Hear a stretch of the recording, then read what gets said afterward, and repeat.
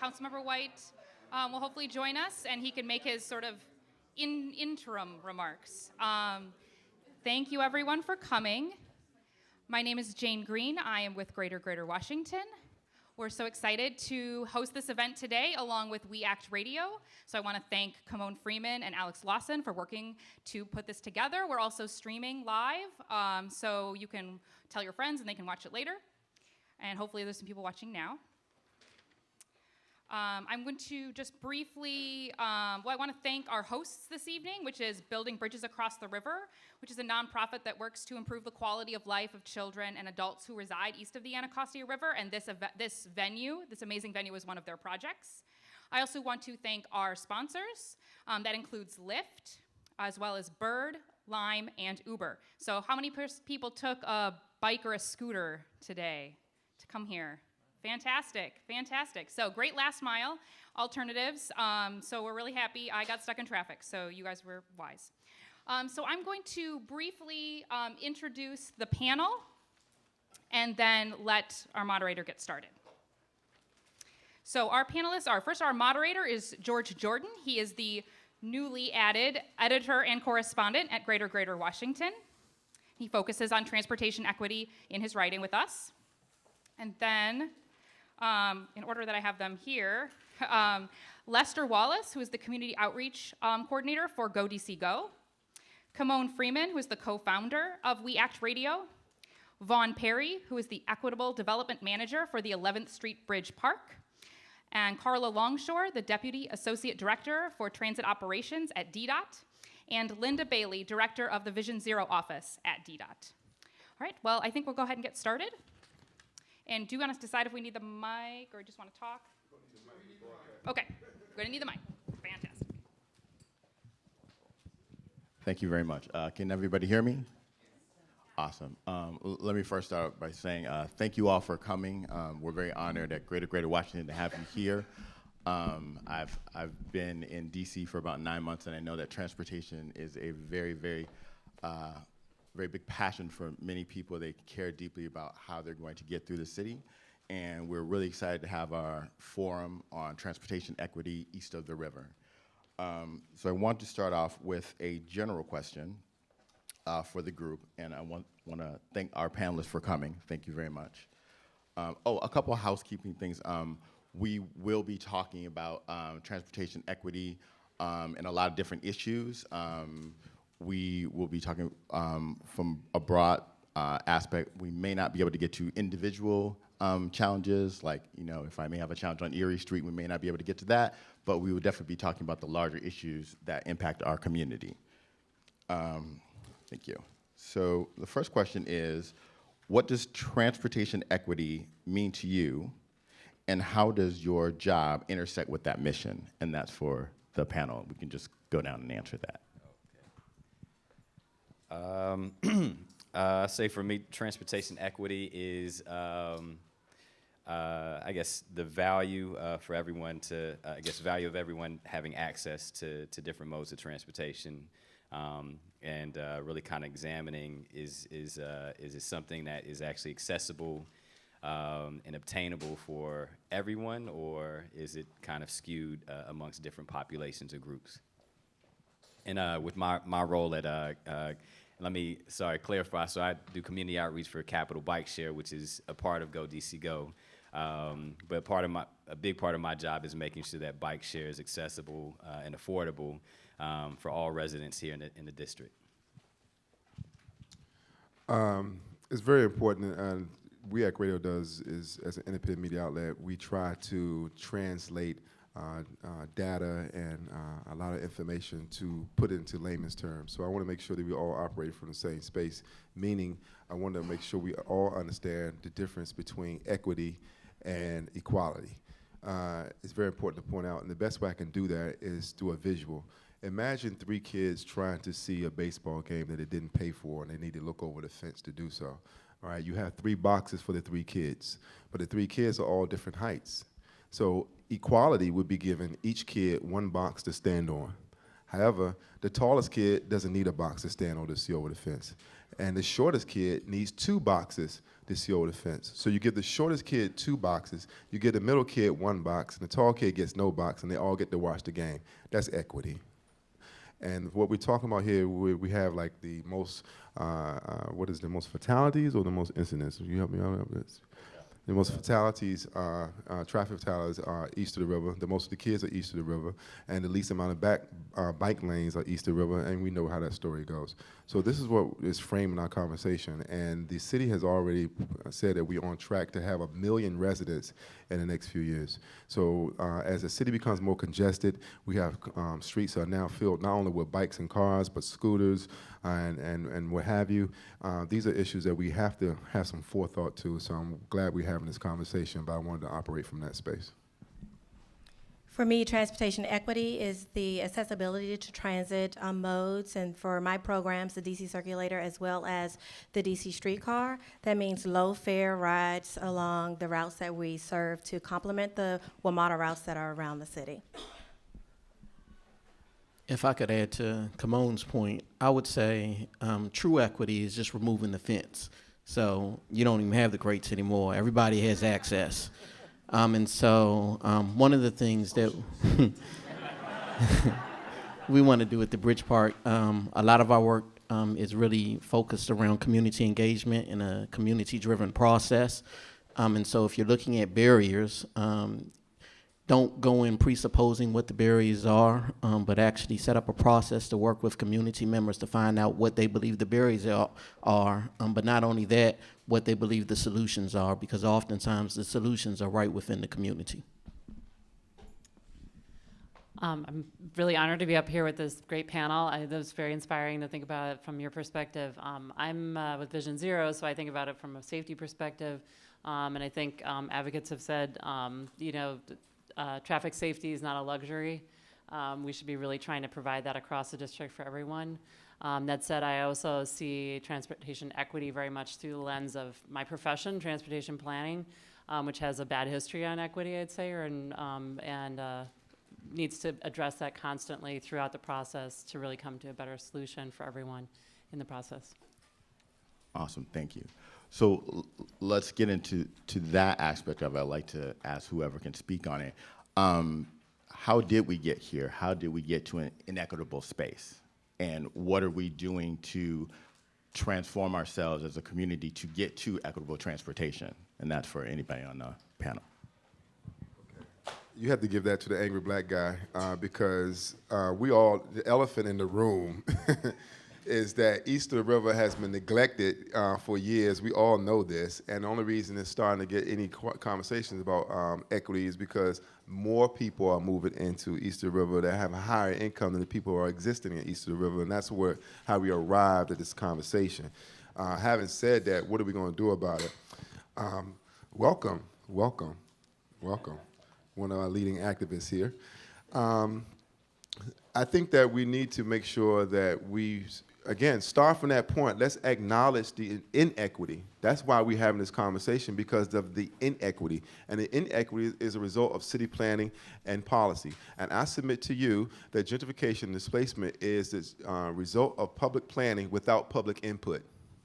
And this is the antithesis of that, because we are all here to be part of that conversation. So hopefully we can begin to shape policy rather than have policy shape us, and make sure it's reflecting what we're talking about, the people that actually live here, the people that's invested here, rather than the people who are planning.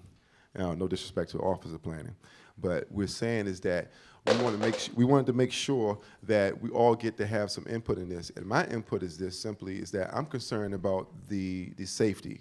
I know that we have the greatest number of children in the city east of the river. And when we bring more scooters in, there's going to be more children on the scooters. There's going to be more kids in the streets. And how do we address that? And with the greatest amount of fatalities and the least amount of bike lanes, that's a recipe for more disaster. And this is a personal issue to me as well, because Dale Roby, who is the director and founder of the Anacostia Playhouse, herself was struck by a car, and she was in the pedestrian lane in broad daylight. So these are things that we should all be concerned about. Now, what are the solutions? Well, I want to wrestle with and what we want to suggest that it be more of. But obviously, more bike lanes, more of those warning signs and the pedestrians, more of everything, because it's not reflective of the rest of the city in terms of the safety. And the Office of Planning can speak more to this, but we need to make sure we have the same things in place that the rest of the city has in place, and we need that as soon as possible.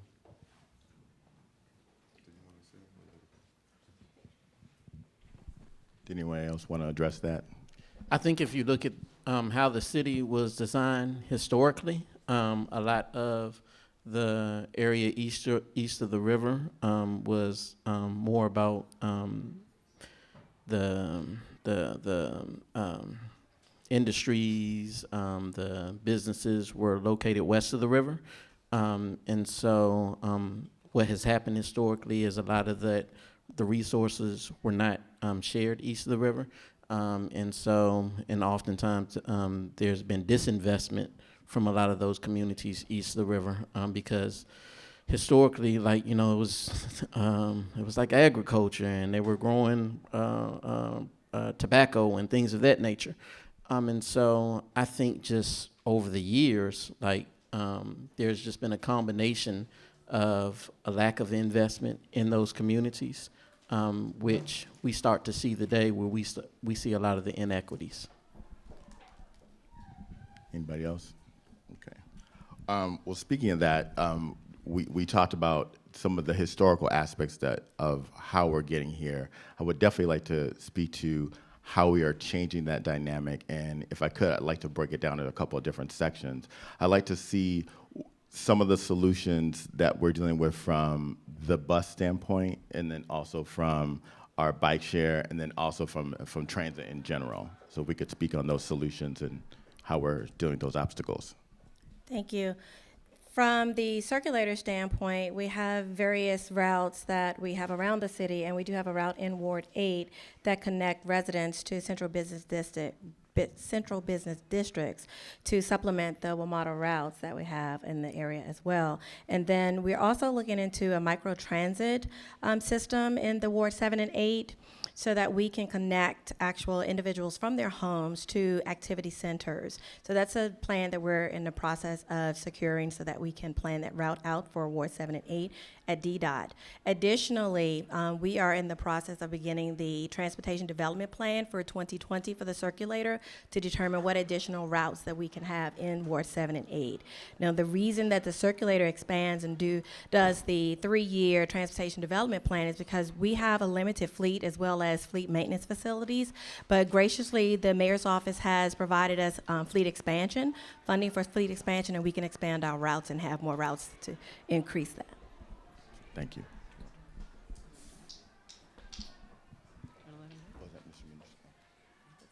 Oh, yes. I think we have Councilmember White here. Did you want to come up? Originally, he was going to have some opening remarks for us.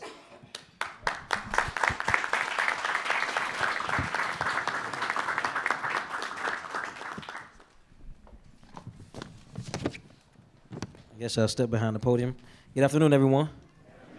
I want to thank you all for coming out for such an important topic involving transportation equities and inequities in our community. I want to first start saying that safety is one of our main priorities in this community when it comes to safety. When it comes to transportation. And oftentimes when I speak to young people in the community, one of the biggest issues why they don't go to school or why they're truant is because of safety. And we've been having a series of meetings with WMATA and DDOT around public safety. For those who don't know, Ward 8 is the ward that has the highest amount of people hit by cars in the District of Columbia. Everybody know that, right? If you don't know, now you know. There it is. But with that, it's imperative that we have conversations on how we can fix it in the community. I remember one day we had a incident on Alabama Avenue in which a mother and her child was hit at Garfield Elementary School. A few hours later, another parent and their child was hit. And it's too often we are responsive to these issues of public safety when it involves transportation instead of being proactive. And so we're trying to work in partnership with the council and the mayor to ensure that we can figure out how to reduce speeding in the community and to ensure the residents are safe in the community. Equitable development is a community-led approach for meeting the needs of underserved communities through policies, programs, and other practices that reduce disparities while fostering a place that's healthy and vibrant. And why I'm the leader of the community is all about what we decide to do about what we want in our community, not just the leader of the community. Because far too often, our people don't feel safe. I was at a meeting we had at Frederick Douglass Center last Friday. Ronald, you was there. Was it Friday? Thursday. Get my days mixed up.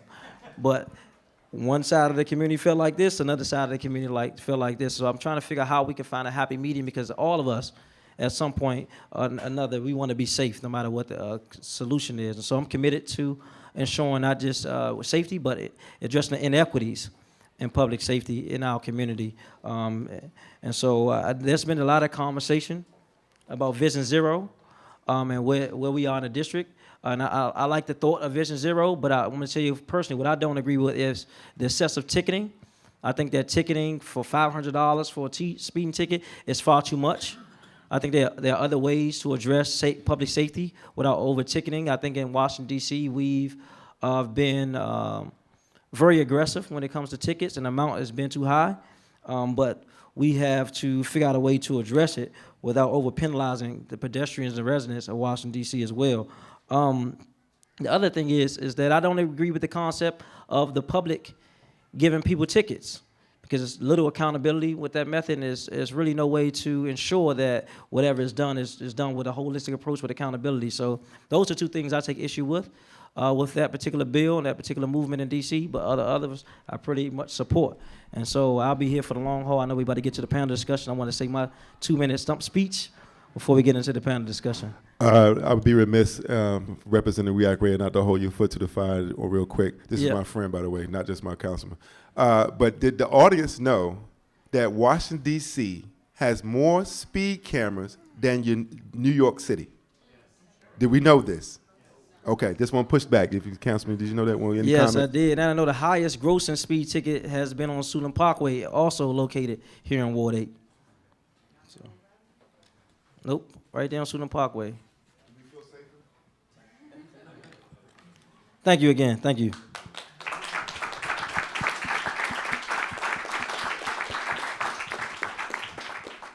So thank you, council member.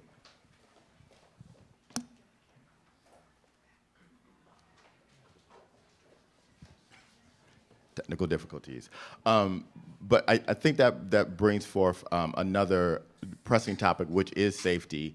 Do you think we need to broaden our definition of safety? I was at a vigil on Friday that a lot of people were here, not only for people who have been killed in car traffic crashes, but also people who were shot on the street for just trying to go to the store. Do we need to broaden our definition of safety and look at the foundation of safety when we're dealing with making transportation more equitable for people east of the river? And how do we broaden that?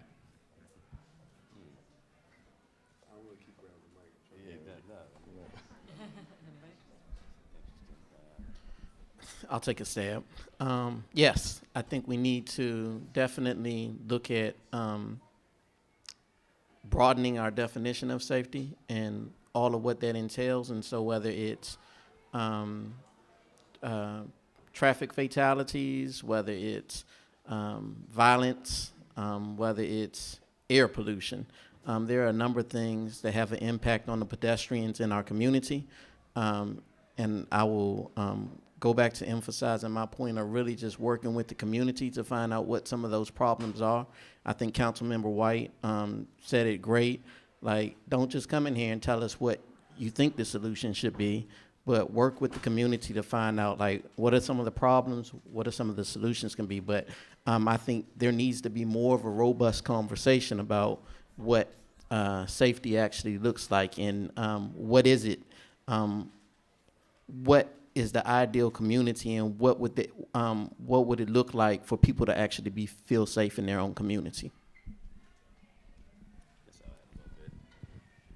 I guess just to even piggyback on that, Yeah, I think with safety in general, we need to make sure that we're not looking at just the, I guess, traditional basics in terms of, we need a safety light here, and we could use a bike lane here, a crossing lane here, but other things such as behavior of not only the person who might be the pedestrian, but also the person behind the wheel. We need more education in terms of just how for drivers to better deal with people on bikes and scooters. People on scooters to know how to properly, ride and be mindful of people who are walking or even people who are driving. I know there's been a few incidents where I've been driving and, thankfully I got good reflexes, but someone at at a stop sign just whizzed across me on a scooter. Had I, proceeded and I had the right of way to do so, then, they would have been in the hospital pretty much. But also things such as visibility. I know we have, for instance, we do have some trail networks here east of the river, some nice trails as well, but not all of the trails are well lit. Not all the trails have enough kind of barriers between the trail itself and the roads. So looking at just a wide range of things and making sure that we're not looking at it just from the standpoint of just, be mindful of the pedestrian, but it's also the education on everyone's part. So whether you're driving, you're on the bike, you're on the scooter, you're walking, making sure that there's this kind of like holistic approach to safety and just different practices, so to speak. I think what you were saying about communities are important. I think of transportation planning as community building or not community building. We're most of the public space is in the street. When you look at the city, at the acreage, almost all of it's in the street. So we're building community public space, or we are not. We have to think about that in the way we're doing our projects, and the way we're working with communities to make sure that we are really trying to build up the community and enhance the community's vision for its own future for each community. And I think that, thinking about what are the pieces that we can add to that from the government's perspective, but also how do we bring the community together to come around a vision themselves as well. I think both important. If I could piggyback on that, just and ask, when we talk about DDOT and planning and those types of things, one of the things that I frequently hear when I'm out reporting is people saying that they don't feel that their voice is heard throughout that process. What are some things, and this is for everybody, what are some things that we can do to ensure that our voice is heard, that it's being heard, so that changes can be made to improve safety and improve transportation? What are some of the methods, both, I guess, to bridge that gap, so to speak, of communication so that the community is getting their needs met? Well, for the circulator and the streetcar planning efforts, I know that we hold community outreach events, as well as we ask that the community actually go to their ANC transportation committees and have their ANC form a resolution for the community to actually weigh in on. And the ANC resolutions have great weight. And we also accept public comment in addition to the ANC's resolution, but we like for them to come together as a body and put together what they recommend for the solution.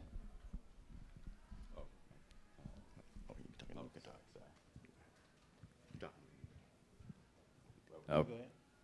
Yeah. So I was going to say, I think the community meetings are a great avenue to really get community input, but I think you have to really look at what time you're having those meetings, where you're having those meetings. Are you providing childcare? Are you providing food? I think there are a lot of barriers that can exist in the community that don't allow for the people that live in the community to actually come and participate. And if you poll your room and most of the people that are in the room are getting paid to be in the room, then that's not helpful. And so what are ways that we can make sure that the people who oftentimes their voice isn't heard, how can we ensure that they're in the room as well? And so what barriers do we need to remove so that they can be there? And I'll give a kind of more of an example of just the approach that we take with Capital Bike Share. And yeah, to be perfectly honest, when I first started with Bike Share about 2 years ago, I was tasked with trying to make sure that bike share became a little bit more diverse in terms of our membership base. After looking at I believe it was a membership survey from 2015, 2016, it was very clear that the membership of annual members using bike share did not in any way reflect the demographics of this city. And also one of my first events actually coming on board was actually the Anacostia River Festival. I remember being there in front of Anacostia Metro Station and opening up our map to just kind of be ready to show people where our stations were. And when I looked at the map myself, it was just clear as day. I was like, well, no wonder ridership is the lowest over here. It's very sparse in terms of where these bike stations are. And I'm sure no one really asked anybody around here where they wanted these stations to be placed. And so my approach is just from day one was just to make sure that we would not place a station down east of the river without any involvement from or feedback or input from people in the community, because that's just a sure way of not having community support. It's what the community has been used to for years and years. And at the end of the day, we work at government agencies. Our job is for the benefit of the residents, period. So if we're not asking folks, people, who live right across the street or go to these rec centers or facilities, if we don't ask where they think things need to be, how it can best make sense for them, then we're not fully doing the job. I mean, we do have, different stats and figures that we can look at. We can look at, businesses, population density, but that still doesn't really hold weight over a conversation with someone who actually lives there. So since I've been with Bike Share, we have done more to expand the network east of the river. That includes the station that's even right outside this door. We actually placed that down with 6 other stations just in the Congress Heights area, but that wasn't done without tabling at over 20 different locations in Ward 8. Going to all the businesses on the strip right up there by the Giant and asking every single business owner and people in there what they thought about having a station right there. Going to ANC meetings, presenting pictures of locations that we're looking at, and even giving options like, what do you think about it right here in the street? Or what do you think about it here on the sidewalk or here in the park? And so making sure that feedback is taken. We even had an area that we wanted to put a station, and we got pushback from the ANC commissioner and even someone at a facility right next door. So we just didn't put it there. But we actually relocated to another area that we weren't looking at. And it was a rec center in the corner of the city, Bald Eagle Rec Center. I didn't even know it existed until I went out there for an ANC meeting. But they now have a brand new Capital Bike Share station over there. So, I want to make sure that moving forward that we're always just, making sure we get that feedback, that input from residents, because that's really the only right way to do this. And making sure that not only, I don't hold back and say that for the most part, I've spent about 70 to 80% of my outreach specifically east of the river, because Capital Bike Share downtown is working fine. We don't really need any improvements. And so when we talk about equity as well, it's the thing of recognizing that in the past things weren't done right or fairly across the board, and we can make sure that amenities are spread out amongst the city equally. But if there's still a section that is this far back in the race compared to another group, area this far up, we don't need to keep giving everybody equal shares, because they will still be that far behind. So we need to make up for it. We need to have exceptions. We need to add more benefits and weight things to help kind of make things, bring things up a little bit. So for the most part, with Bike Share, that's been the approach, as of recently. And even when it comes to making sure we expand the network and make more programs accessible, we want to continue to make sure we just have these conversations with people in the community. Can I just piggyback on, I'm sorry if you mentioned it, but are there solutions or equitable solutions for the unbanked or people, because I'm not quite sure like what the process is if you have a card, and is there a limit? Or could you kind of unpack that, and if there are other solutions to make it more equitable as far as like fees and fares and people who are unbanked and those types of things? Yeah. So in general, for those of y'all who may have not used bike share before, for anyone who just walks up to a Capital Bike Share station, you can put a credit card in and you can purchase a single trip or even a longer kind of membership. But we also have a program called the Community Partners Program, which is a financial assistance program that I oversee for Capital Bike Share, where we partner with different nonprofit organizations and social service agencies that specifically work with low-income, underserved communities and individuals in the DC area. And we partner with them so that they can in turn offer their clients annual Capital Bike Share memberships for only $5. And this is compared to the normal annual membership fee of $85. But with this, there's several different things that we wanted to ensure to kind of, cut down some of the barriers. So we recognize we have a lot of people who don't have credit cards. So some of our partners deal with, homeless populations, returning citizens, people immigrating into the city or into the country.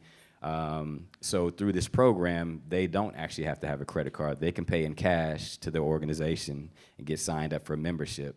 And the way that it's structured this way so that the organizations, in a sense, already have a working relationship with their clients. So they have a sense of communication and contact. So we're less, I guess we don't worry as much about how people operate with these memberships because we're confident that the organizations have a good enough relationship with them where they can kind of maintain a sense of contact and even just also beyond that, just encourage their clients to use bike share more. But yeah, with that, we also provide added safety element. We also provide helmets, so that $5 also covers a helmet for that person. We also provide training on how to use bike share. We have a partnership with the Washington Area Bicycle Association where some of our members can actually take their Learn How to Ride classes and their city cycling classes for free. And this is at no cost to the organization whatsoever. So they don't have to pay to be in the program. And again, it's just $5 for an annual membership. And this is work, for us, this has been, thus far, I would say, has been a very successful program. We still have some kinks and things like that we're trying to work out as we grow. But compared to some of the other cities or markets that have a bike sharing program, actually other cities that even operate with the same contractor company that the city works with for Capital Bike Share, a lot of other cities, have more of a kind of a program where anyone who qualifies for TANF or food stamps can get a discounted membership, which we eventually do want to get to that point where we have a relationship with those agencies here where we can make that happen in terms of, anyone that has that is eligible.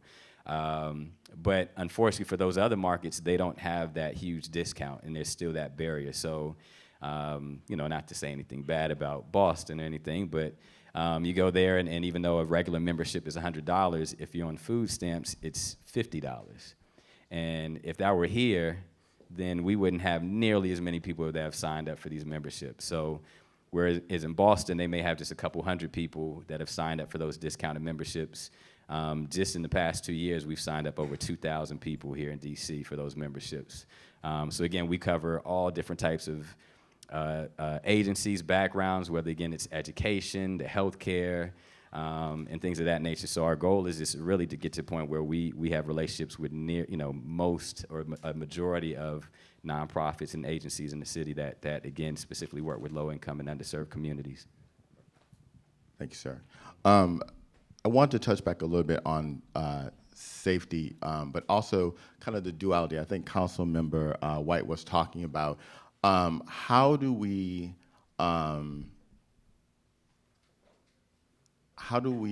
address an issue of safety, and we're fixing, like for instance, he mentioned at a demonstration at Alabama Avenue at Frederick Douglass Community Center, they were adding bike lanes, which does improve safety factors.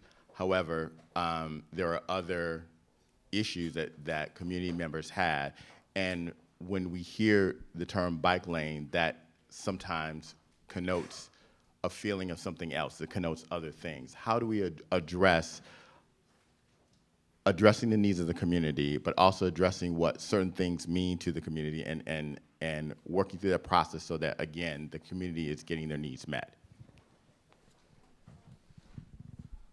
I'll jump into that since that's my agency. I think that it's definitely, there are trade-offs to be made in the fixed space we've got between the curbs. What are we going to put in that space? I think one of the questions we need to kind of grapple with as a community, as the District of Columbia, is what do we want to do with that space? How much do we want to provide car storage, vehicle storage? And how much do we want to provide for through lanes? Those may be commuters coming from Maryland, from Virginia. They may be DC residents. We don't know. We can't control that. You know, and how much we want to provide other space. And that's a constant discussion we have internally. I will say, I think from a safety perspective, it's so important to make driving in a safe way, operating a 2 or 3 ton vehicle or more, really intuitive. That means that slow speeds are intuitive and not something that someone has to kind of, you know, keep an eye on the speedometer constantly to maintain. It should all feel very natural and intuitive because that's how we move through space as humans. Street design is part of that, trying to help people understand the speed that's safe to operate on a street. We've had a couple fatalities in this area this year already where speeds were 60, 70 miles an hour on neighborhood streets right in front of people's houses. And that's crazy, and that shouldn't be something that anybody would think about doing on these streets where people are living. I want to backpedal a little bit. You said we need to redefine what safety is. That's horrendous what you're talking about. Is there a particular location you saying that was driving 60, 70 miles an hour on a residential street? I don't have the final No police street. Okay, report that's on what I those got, the two, street. but we've heard that 60 and 70 miles an hour too, the most recent fatalities that happened in the last 2 months. Because, and that is even with the most speed cameras in DC than New York City, and that's still happening. Because a speed camera is not about safety. A speed bump is safety. I mean, as much as I detest them, but it is safety. So that is one thing we need to address. And I also think that we need to look at this in a comprehensive fashion, that when we see problems in our community, do we report them? Are we actively involved with, we notice this is a problem here. We have an idea of what should happen, but do we communicate that? Do we make that phone call? Do we send that email? Are we making that step? Are we engaged? And that's on all of us, myself included. And I know that, you know, since 295 has been expanded, is horrendous. I avoid it at all costs. I know the intersection at Florida and New York Renner, since it's been changed, is horrendous. I avoid it at all costs. You know, where do they get these ideas? You know, but I do know what is working. I see in the, what do they call it downtown? Help me out. What's the little? No, the area downtown for Golden Triangle. The Golden Triangle. You know, the Golden Triangle is like one of the safest places to be now as a pedestrian. It used to be the most dangerous, but you know what they did? They put people on the street, and they are, I don't want to call them traffic guards. What do you call them? Traffic control Traffic, officers. traffic control. Safety technicians and traffic controllers. Okay. We need more of those. That could create jobs, and especially during some of these areas that we all have noticed it needs help, but we haven't reported them. You know, so let's walk away doing that. Let's be active participants to get more safety controllers out here. And I would like to submit that on 11th Street Bridge, when it's rush hour, it's very congested right there. It's short lights. It gets gridlocked. People blocking the box, and it creates frustration and road rage. And people always trying to get home, and this is a bad combustible combination. And in the heat of the summer, it could be a bad recipe for disaster. So we need to get some folks out there. And I just want to make sure that we all walk out here with an action agenda in mind, that all of this, some of this is on us as well. Oh, last thing, yeah. And the last thing I'll add to that is communicating. You know, sometimes when I'm at meetings, whether community meetings or what have you, I'll hear people kind of, make comments or complain about certain things, and it might not be something under my, my scope, but But then again, hey, I work at DDOT, and I work around people who plan, so I at least try to connect dots. So I'll tell people, hey, here's my card, call me, and I'll bug the people around me to find out who works on this. I'll give you their email address and follow up with them, and even try to so even any information I can bring, like even today on the table out over there by the food, I brought forms of the protocol for safety assessment on streets, which I didn't have that information prior to, and I know at different meetings people have, asked about, well, what's the process or procedure for getting an extra traffic light or getting a camera or anything done. So yeah, just trying to make sure that we do the extra step of connecting those dots. If you don't handle it, but you have an idea of someone who may know the answer to that, connect those people. So that's how it gets moved and how it gets done. I think as we talk about communication now, it's important to simplify the process and to allow for people to know who they need to report things to. And sometimes 311 is not enough.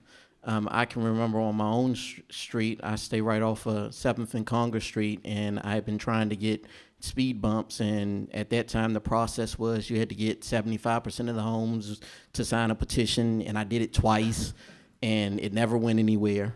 And so I happened to be sitting at Vision Zero's conference a few months ago, and I brought that up as an example. And afterwards, I had about 3 or 4 people from DDOT come up to me and listen, we need to fix this, gave me their information. And afterwards, so now it's in the process of getting a traffic study. But my point is, had I never been at that conference and been able to invoke that as an example, I still wouldn't have had that access or known who to go to. So I think it's important, one, to be able to simplify that process, but two, so that the members in the community know who they can speak to or who they can go to when they need to get issues resolved. I definitely want to open up the questions, but could we talk? Could we unpack that a little bit of what are the ways to go to resolve an issue? Oh, I'm sorry. What are the ways, as the gentleman was saying, that we can? What's the process that we can go to resolve an issue, and who do we go to when we have an issue? When we talk about transportation equity, if we had an issue on the roads or signage, or what is our process? Well, Vaughn did mention 311, and currently that is the system of record for the city. And when you put in your complaint, if you provide specific details of what your request is, what you've witnessed, what you've identified in the community, then it should be routed through the right process. But as Vaughn said, he went to the right process, but then he did it twice or 2-3 times. So you just have to follow up. I believe in follow up from anyone's perspective, regardless if there's a system of record or if there's someone assigned to it, because people change. The person that was assigned to that project before could move on to another position or another agency, and then it's just left in limbo. And I think that it's on us as a community to follow up with either calling DDOT directly if it's a DDOT issue, or the agency of record that you report to. Thank you. At this time, I definitely want to get people's questions because I know they have a lot of questions. Yes. We don't necessarily have the microphone long enough cord, so if you want to ask a question, Councilman, do you want to make a comment before we get started? Yes. Okay, please. And I heard extensively some of the conversation around communication. Okay, sorry. Do you mind if you mind stepping around? Thank you.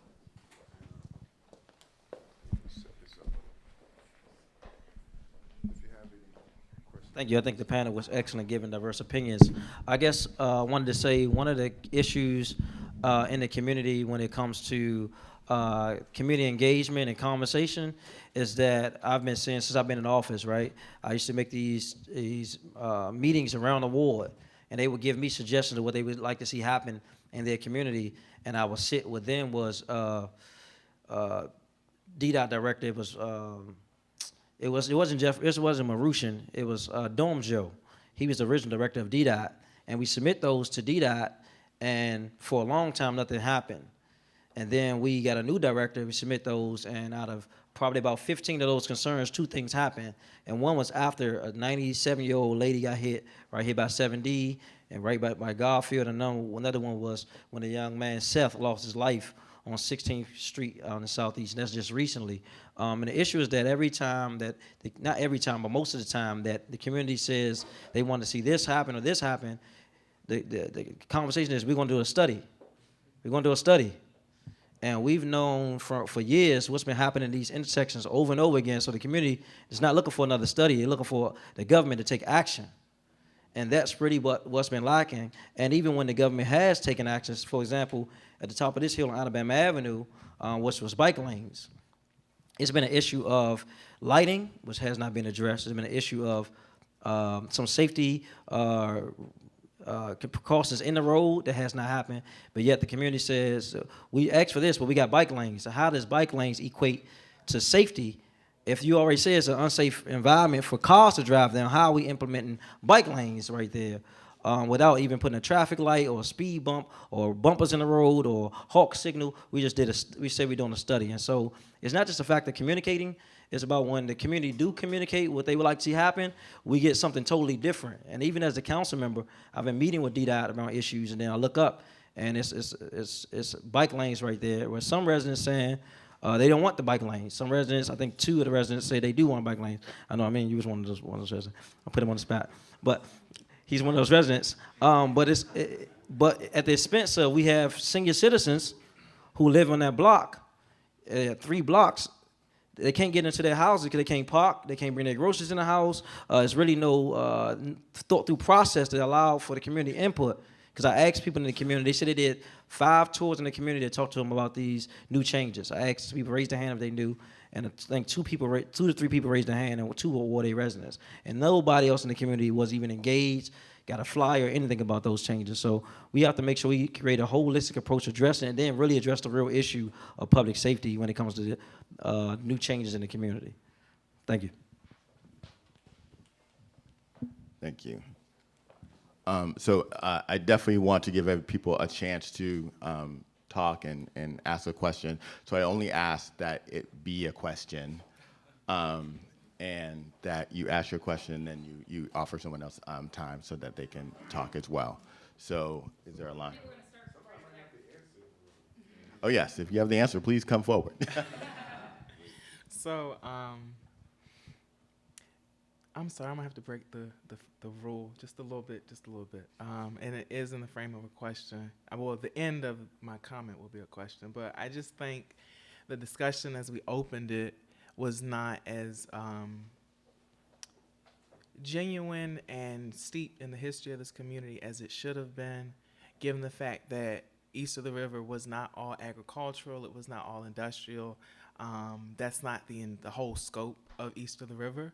I think from a lot of the voices that have spoken, especially, I don't remember your last name, but in the terms of the circulator and streetcar, like they're examples of a failure to understand history, and that the streetcar was intended to be a project based in Anacostia, in part because we were the last community to get Metro Rail, even though many of our residents, by the time Metro Rail opened, were African American and relied on public transit. And once again, DDOT said, sorry, you're gonna have to wait. And right now, we still don't have an adequate transportation system, whether it be circulator or streetcar, that builds upon the gaps that WMATA has left in terms of planning and operation. I'm old enough, my mom says, like, when you were in my stomach, they were still building the Suitland out to PG County line. And there's a lack of understanding of history. The gentleman from Capitol Bike Share, when you said that you didn't know where Bald Eagle Recreation Center is, but you were brought on, I think in your words, to fix the inequities in bike share stations, that doesn't make sense to me, because if the one thing I've asked, and I'm like young, I say, like, where are our recreation centers? Where are our schools? What are the channels and avenues for individuals to get to those places?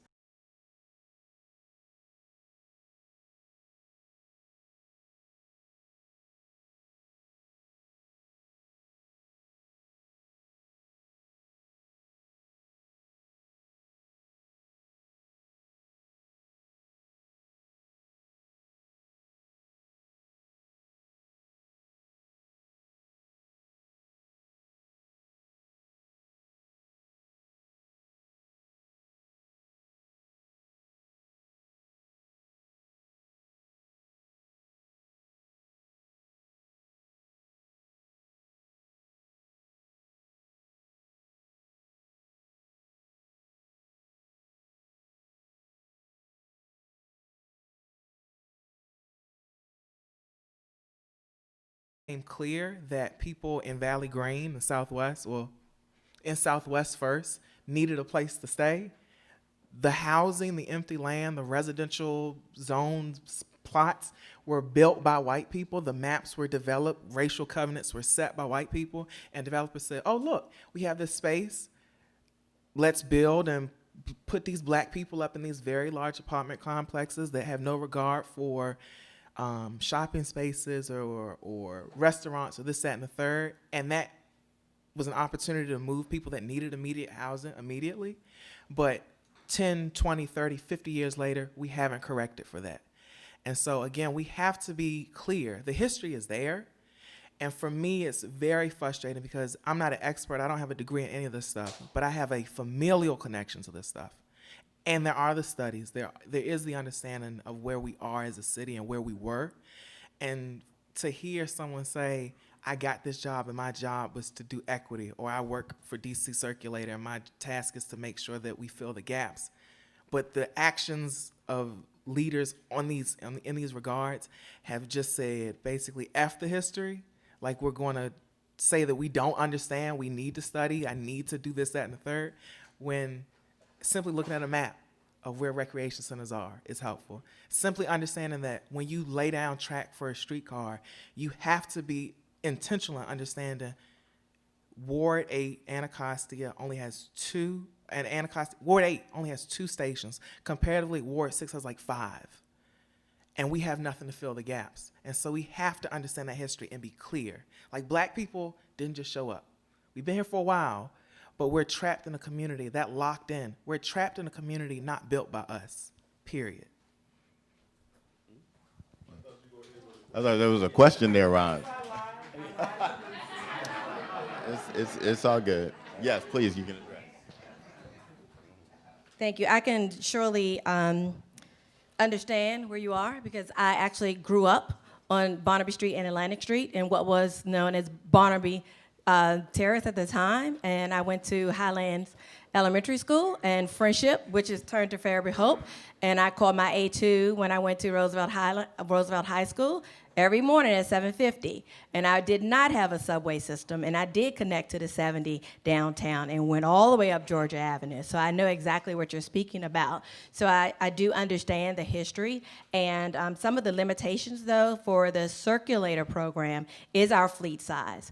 But thanks to the mayor, she has proposed in her budget, which was approved, additional funding for us to extend our routes over here and to expand our routing for the circulator. Oh, and I guess I'll add to it as well. So yeah, I not gonna lie, like I'm not originally from DC, so a lot of the history I've been learning kind of as I've been here. But in terms of where we've been placing bike share stations, it has been intentional in terms of actually we have been looking at rec centers particularly. So we've been talking with DPR for a while now in terms of intentionally adding stations close to rec centers because that's places where people have resources, places to go. Those are really nice kind of community environments. So it wasn't very intentional when we placed one at Bald Eagle. It was placed right at the rec center. And then all the other stations that we kind of placed around too in the area were places of interest or places of destination. So for me, it was looking at a map and saying, well, how come, in the one grocery store we got over here, there's no bike share station? Like, this should be a place for people to be able to travel to, and public transportation should at least cover that. So so it was intentional putting one right there on Alabama Avenue by the shops, putting one down the hill from Ballou High School and in front of Simon Elementary, because, yeah, that's where people go into school. That's where people work at. But not just placing it, making sure that we're trying to cover these gaps. Because, yeah, when I opened the map the first time I started working, I instantly saw gaps. I was like, there's one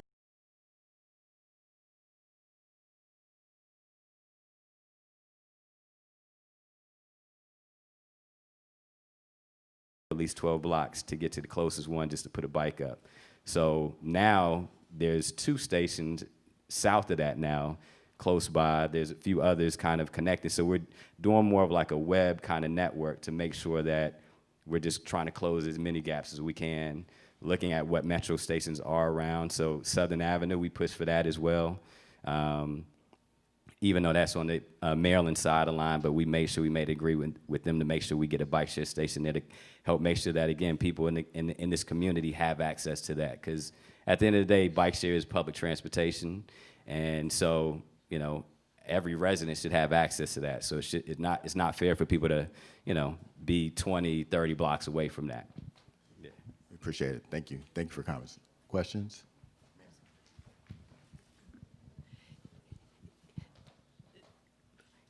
Some of these,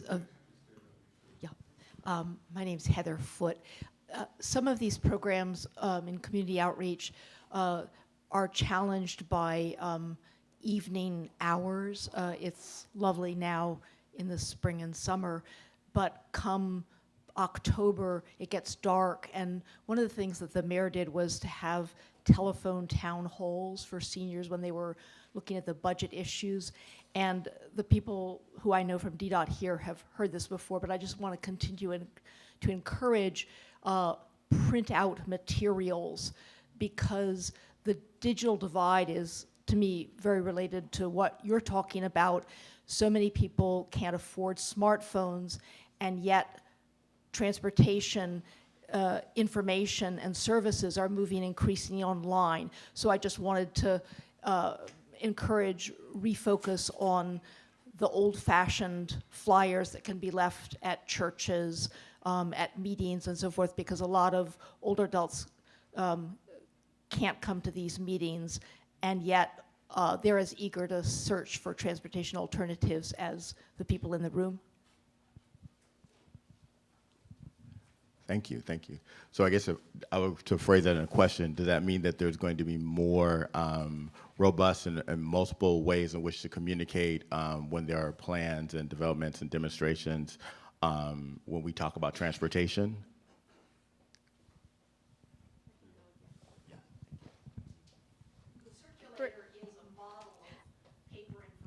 Okay, I was going to say that, but you did bring up another point that we can actually print out and leave at churches and other community organizations.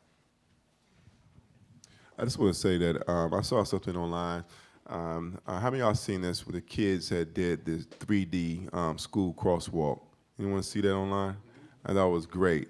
And that was from children. And I think that we should have 3D crosswalks for pedestrians.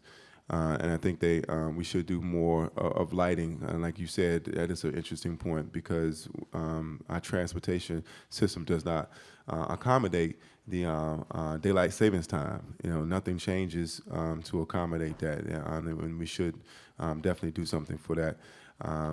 My studio is on MOK and Good Hope Road, and we had a situation where DDOT was putting in parking meters. No one had asked for, no one talked about, there was no conversation about, but our street light was out, you know. And so I took a picture of my dark block and with just my studio lighting it and saying, this just look like we need parking meters, you know, and we got immediate resolution in that, you know, because I have a platform. And I don't want to say that enough, that we all need to be active participants, because as the city becomes more concentrated, these issues are going to become more acute, and we need to all be a participant in addressing them. Thank you, and thank you, ma'am, for your question.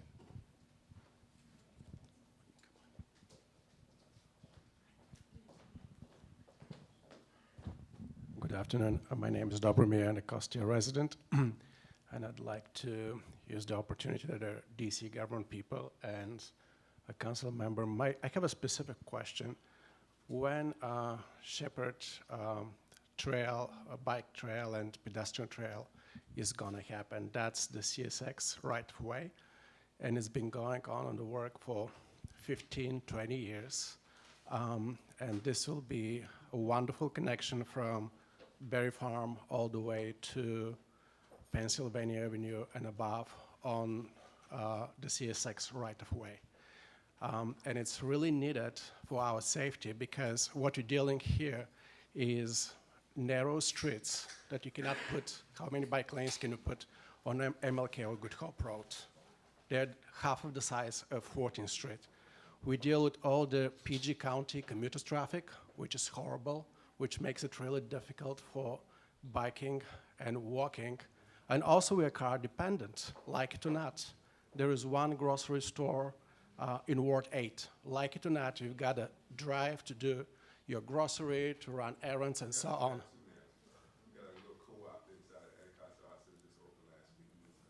Well, that's a little help, but doesn't change, yes. So we need that done. I know that CSX is not the easiest to work with, but I don't think enough has been done. It was not at the Virginia Tunnel negotiations with CSX, and we need that. It's not like something nice for bikers to have.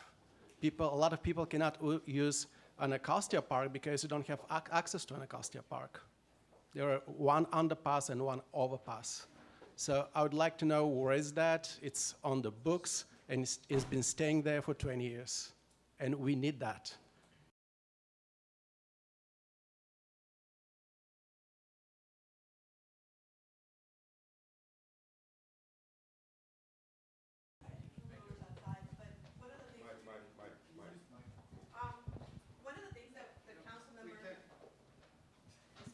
But one of the things that the council member is going to be doing from his staff is we have been setting up quarterly meetings with DDOT because of what the council member mentioned, that there's lack of communication.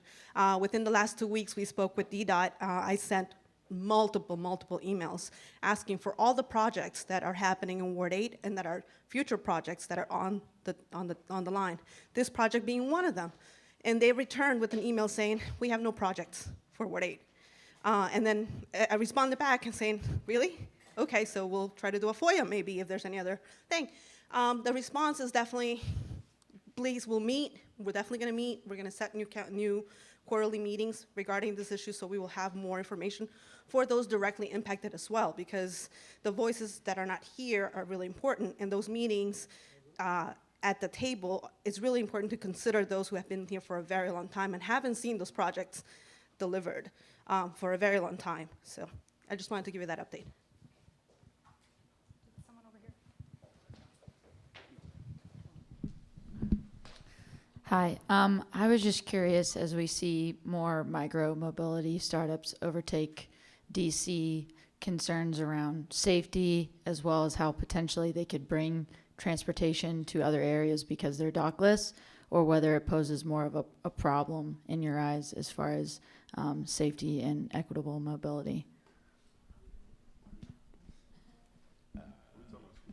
Yeah, are you referring to scooters? Scooters, dockless bikes, things like that.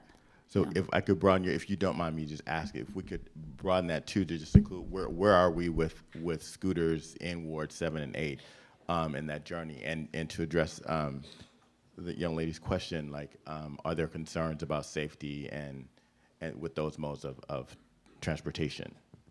I can give a little. It's not really my thing. You want to go? Yeah. You ride circle?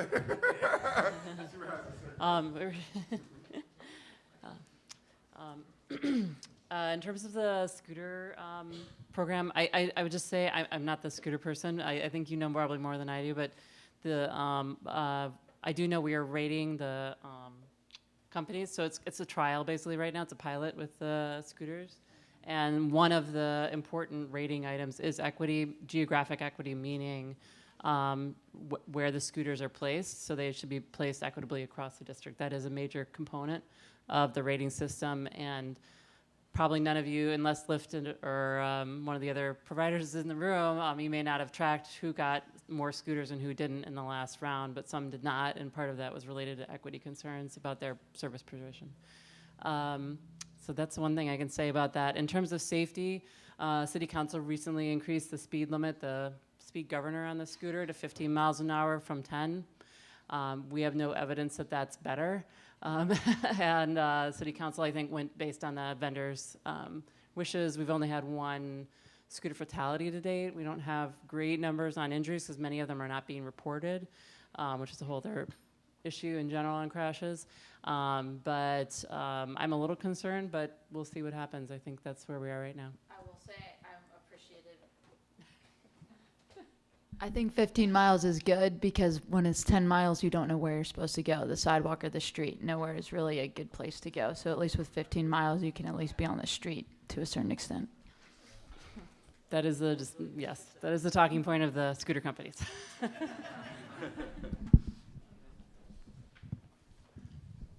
Hi, I have a question. I'm the Constituent Services Director for Councilmember Trayon White, and I do have a concern that this meeting did not go out as far and wide as it needed to go to Ward 8 residents. How many people in this room are Ward 8 residents? See, that's an issue. I know, but this is what I'm saying. That's where the disconnect is. It's that the information doesn't get where the communities that need to receive it are. So we need to do a better job, and I'm going to say our office included, because we need to be able to figure out how we can get information out, and anyone who's having a meeting. DDOT should know, Bike Shared should know, everyone should know, Circulator should know that residents who are seniors don't come out at night. Seniors will not come out at night to a meeting. So maybe a meeting needs to be held during the day. There are 7 to 8 senior homes in Ward 8. Maybe you need to get together and work with East of the River Collaborative and Far Southeast and have a meeting with them, because they bring their seniors together, they pick them up, they provide transportation, because those are the folks who are concerned about safety the most. They have the grandkids, they have the kids, they're the ones that don't want to come out at night, are afraid to come out during the day, really are just concerned about losing parking spaces when DDOT just decides to put bike lanes and take their parking spaces away. So when you want to have community engagement and community input, you go where the community is. And you don't ask them to come to where you are. That's just my 2 cents. Thank you, ma'am. Hi, my name's Dave Murphy. I'm a Ward 7 resident. We have a lot of great parks on this side of the river, and we have a lot of kids on this side of the river. I see our park system as a great way to facilitate transportation that's not on streets that have cars going 60, 70 miles an hour ostensibly. What does a community need to do, and what are the obstacles towards integrating all these parks to have paths and trail systems that feed into the larger paths and trail systems? I know the 11th Street Bridge project's doing some of that, but you know, I've biked from like Watts Branch Park back to the other side of the river. It's cumbersome and it's not safe. It's not well lit. What are the obstacles, and what does the community need to do to get these parks as part of our transportation system?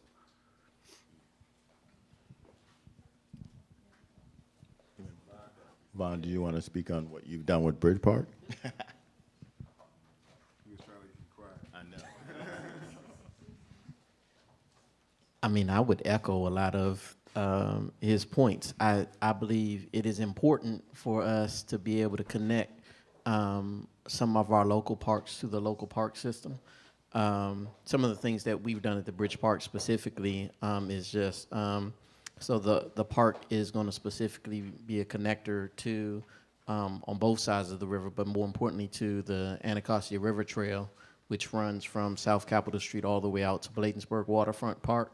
But to his point, there is more green space east of the river than any other part of the city, and we should be able to use those trails more. Oftentimes, those trails aren't maintained the way they are supposed to be, and some of that is not district parks, but some of that is National Park Service parks. And so, I've tried to ride my own bike on some of these trails, and I don't know how many times I have to get off and carry my bike over a stump, or, it's just not passable. So I think those are important. That's certainly another way that could make it both safer and more equitable. But to Kamon's point, I think it's incumbent upon us community members when we see issues like in the parks so that we can report them. But again, we need to know who to report them to, and that once we report them, something's going to get done.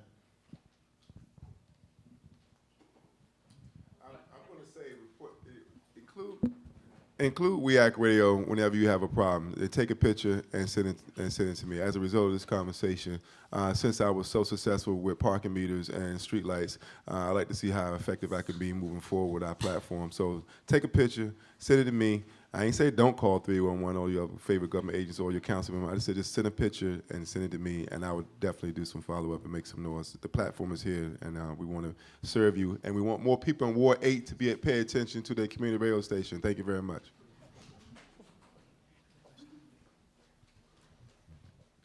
There was a gear. Go. Let's see if we can get this. Thanks. I'll try to kind of lean over. My name is Max Pastori. I'm also a Ward 7 resident. And I'm just curious, has there ever been any investment, I think I think I know the answer to this, but for DDOT, for DCOP, for any of the other agencies that deal directly with residents east of the river, of just cultural training, just generally of what the history is of, I mean, this kind of piggybacks on what the gentleman across the room had said first off. But I feel like in so many cases, and whether it's, I'm an urban planner by profession, and I feel like whenever I speak to people in the local DC circuit, if you mention a jurisdiction or a place like where I live, Marshall Heights, like no one knows what that is, right? Or anything east of the river is Anacostia, which is totally not true. And so I feel like there's so many situations in which that kind of lack, I mean, because I feel like in many cases my neighbors know everything about the rest of the city. They know all the references, they know all the street, intersections, they know all the metro stations. But if I say Benning Road, nothing from anyone who's west of the river. And this is very frustrating, especially when you hear it from agencies and consultant groups, working for DDOT, if it's AECOM, or not to ruin any sorry, but but I mean, it's frustrating, and I feel like it's something that is a pretty easy fix. It doesn't take much to do. Just, there are lots of really great historians based over here that, there's the Anacostia Community Museum. There's so many resources here. Just, has anyone ever considered it? Very good question. Anybody want to answer that? Is there cultural training? Is that part? Are there seminars or any of those kind of conversations going on? Or maybe a plan to make that a priority?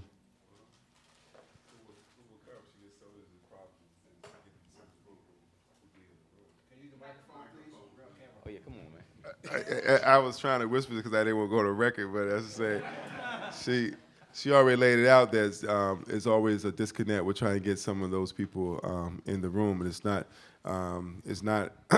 our fault who comes to those spaces. We put the call out. We do the best we can to get the word out, and this is the people to respond.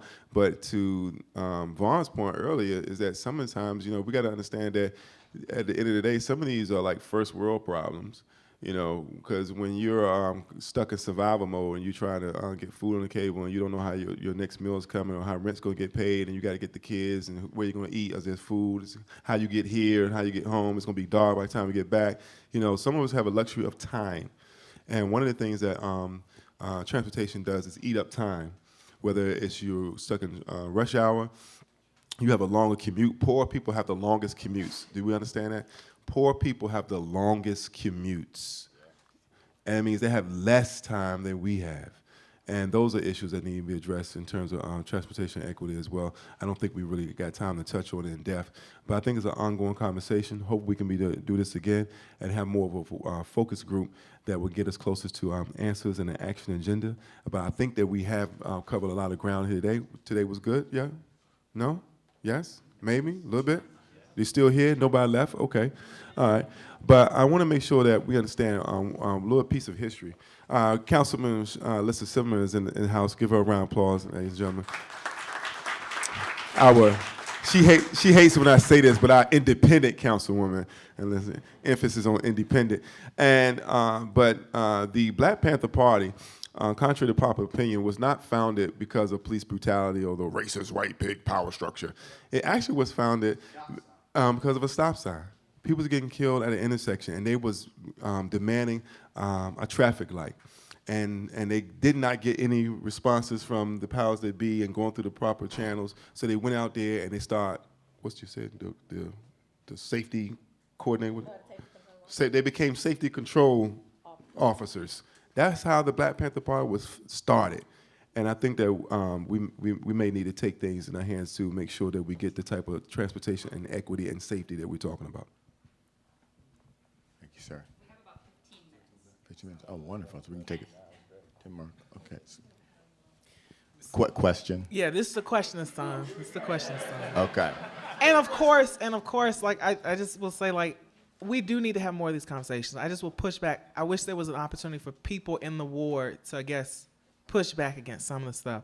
But like, I appreciate your story because that's my mom. That's how my mom got the A2. That's how I got to my grandmother's house, the A2. So that's a whole nother thing. But my question is this: in terms of like, and I know Lyft and Uber sponsor this event, but for Ward 8, Ward 7 residents who are public transportation dependent, Lyft and Uber, like for me, it's not economical. I get around by bus and train or foot. Lyft and Uber is a cost for me. And so when we have like agencies like WMATA talking about subsidizing Lyft and Uber, which is more expensive than them, say, getting rid of the I call it the WMATA tax, the 150 discount from rail to bus, but no bus to rail. How can we like maximize our current infrastructure without relying on private industry? Like, what is DDOT doing to utilize our public tax dollars within the frameworks that we have? Like, I know we tried that with free circulator, but like $1.50 and $1, like it could just be 50 cents. So like, what can DC do to push WMATA to, you know, utilize its infrastructure and increase ridership, and then also make it more cost effective? Because I use Metro all the time. I'm like one of the best riders. So how do we maximize our public infrastructure, and then how do we increase for folks like me and my neighbors who use WMATA on a regular basis instead of going to a private company?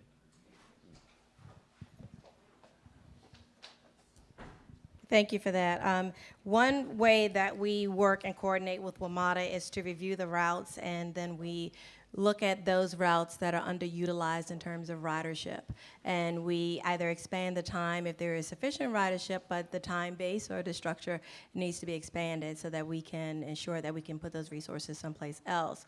Additionally, the circulator, with the expansion of the fleet, will be able to subsidize some of those routes in the Ward 7 and 8 so that we can ensure that we have connectivity to activity centers as well as central business districts, so that we can help support in the lower fares, because we do control the actual fare schedule for the circulator with the approval of the council. So. I'm sorry, I had to chime in too. And you know, and in public transportation also is capital bike share. So the city does offer that as well. I would say one of the great benefits of it, you know, if it is accessible where you stay, if you have an annual membership, and if you take a bike, let's say one way in place of a train or a bus, even if you take it, you know, both ways normally in the day, but if just one of those ways, you take a capital bike share bike, and you do that, let's say most days out of a week for a whole year, you'll save about $300 or $400 a year in transportation. And of course, even with the community partners program we have, outside of just the you know, the money that people save, it's just also the fact that Capital Bike Share is the only 24/7 public transportation option that the city offers. So we've had a lot of people who have gotten memberships who say, yeah, normally when I get off of my late shift job, you know, when I get to the bus stop, I may catch the last bus, and I might still have to wait like 20, 30 minutes. But now they're like, yeah, with my membership, I'm home by the time the bus even comes. So if it's accessible, I know east of the river is a challenge, mainly because of the topography, like the hills. I tell people all the time, like, don't. I guess that's another one of those things when we talk about low ridership with east of the river. It's the hills. I mean, it's the most extreme hills across the city, period. Southern Avenue is like a Loch Ness monster. It just does this. And I took someone out from DDOT who works on station planning and things like that, and I specifically said, look, we're going to go out there. We got to ride a bike because we're planning for people to ride bikes. After the second hill, we got off the bike and just pushed the bike. So one of the things we are kind of hoping for, just a few months ago, we were testing out electric bikes. They were called Cabby Plus. all black bikes. You still dock them at the stations, and they're electric assist. So the moment you start pedaling, a motor kicks in and helps push you along the way. So it basically, a friend of mine put it the best way, like it basically flattens the hills for you. So you can pedal without breaking a sweat, go up and down hills. If you still want to work out, you can adjust it to still give yourself a little bit of a workout. Unfortunately, they got recalled a couple weeks ago. And this is more so of a safety concern. And the same company that makes those bikes makes the bikes in New York and other cities. So they remove all the bikes. So until that happens, until they come back, I mean, honestly, I promote Capital Bike Share. I mean, that's my job. But at the end of the day, I more so promote people riding bikes, saving money. So whether it's our bikes, anybody else's bikes. So I've even started reaching out to people at Jump Bikes, like, hey, you all have electric bikes too. So until ours come back, when we do events, especially east of the river, I would love for y'all to come out, bring your bikes, giving people a chance to try it out, and make sure they have them over here too. Because this is where they're needed the most, in my opinion. And that's it. I think we have time for one more question. Hey, thanks so much for this event. I'm Anders. I live in Ward 7 and work on transportation issues there. Thanks for sharing everything about Capital Bike Share. Sounds fantastic. What I would really love to see is some more clear targets from DDOT of what you want to reach. And just to recap, we've had this system for 7 odd years. I found the other day a GG Wash thread back from 2012 talking about bike equity issues. We've had open data since then, and the latest figures are that less than 1% from Ward 7 and Ward 8 combined trip. That's the amount of trips that are started east of the river, 1% of all bike shares. It's not enough. I recently got the numbers for new stations that's placed by DDOT. 2 out of 23 stations this year are placed east of the river. I mean, so my question is really like, we understand that these things are tricky, but put some resources behind your talk, please. Let's do it. The other thing, it's fantastic to have scooters, and it's fantastic that DDOT is increasing the amount of scooters, and there is an equity requirement, but the equity requirement doesn't follow the new licenses. So the equity requirement is 6 flat units per operator in each ward. My understanding is that when an operator gets additional licenses, they don't have to double, for example, that amount to 12, etc. Maybe you can clarify that. And the last thing I would just ask is, we need a grid that works for all these things. Scooters and bike shares are great, but they're freaking dangerous when we are on the streets with high-speed vehicles. We talked about the trails. It would be great to see DDOT engaged more proactively with National Park Services on this. This requires political capital. It would be great for the mayor to leverage some of that political capital to get our trails maintained. That could be a great political task. And we need connectivity. The Move DC plan says very little about protected bike lanes east of the river. It's basically East Capitol Street. What are the plans for East Capitol Street? I haven't heard anything. Thanks very much. Thank you for that question. Fire. You want to touch on any of those?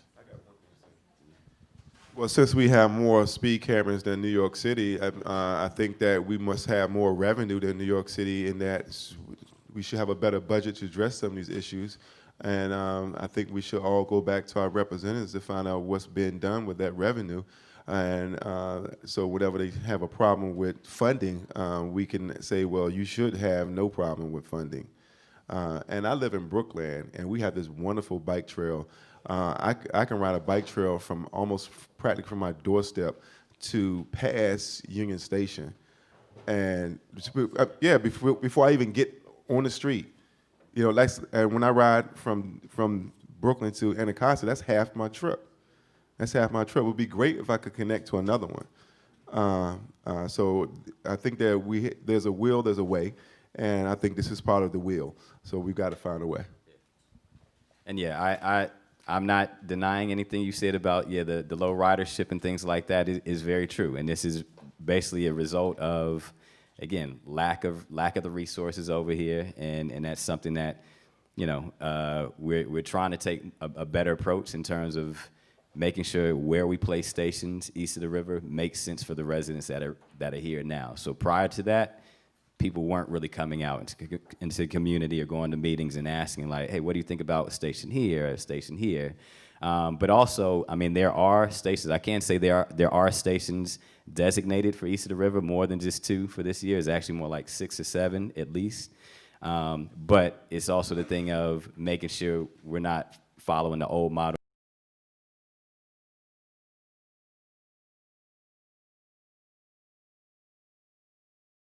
At the rec center that we're going to place it in front of, or the people that live around it. Let's go to the ANC and not go just one time, but let's go back and then let's address the issues or concerns that people brought up the last time we were there and factor that into where we place the station. So it does, in that way, does take a little bit longer because we're not just boom, boom, it's there and send a letter to ANC and say that's done.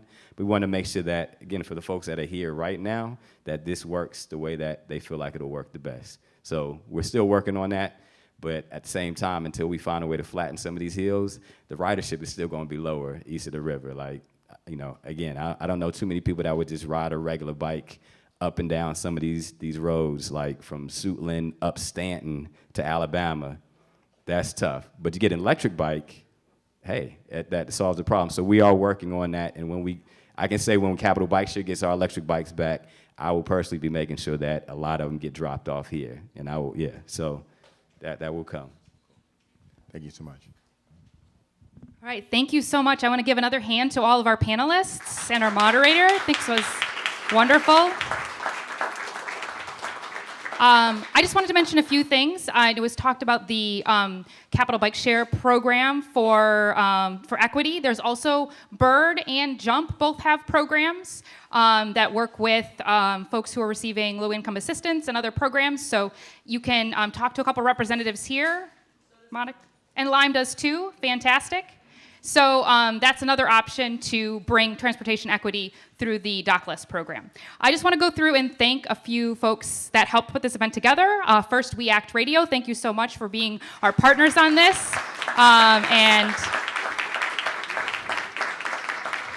And we're streaming live, so if people weren't able to come out this evening, they have the chance to watch this, and of course can watch it later. And we'll have more information on ggwash.org as well. I want to thank Building Bridges Across the River for being amazing hosts at this wonderful venue. Let's give them a round of applause.